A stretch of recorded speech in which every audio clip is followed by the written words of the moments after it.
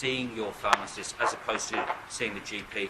And secondly, can you talk about the two people who've sadly died taking AstraZeneca, and would you be worried if one of those people, as I understand it, or the family claims wasn't fully informed of the symptoms to look out for?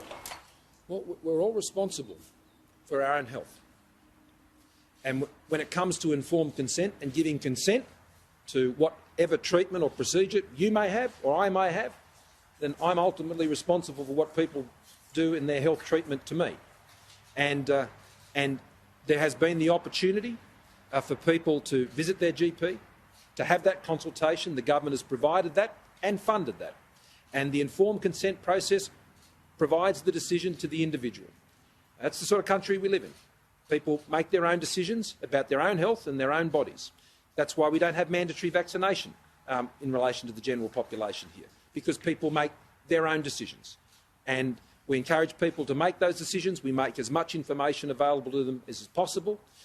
The vaccines, like any vaccine, with any vaccine, there are risks associated, and I won't go into each of the individual ones because I don't want to particularly draw attention to anyone. But we all understand that with any vaccine, there are risk factors, and they're enumerated and they're made available to people, and people make decisions about that.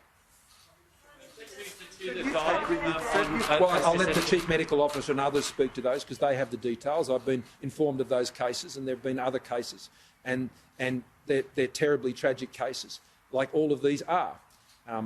And I feel for their families in those situations, and this is the terrible impact that pandemics have when you're responding to pandemics. But I do know that if vaccination rates, as we see, particularly for those who are older, are not where we want them to be, then people's lives are at risk.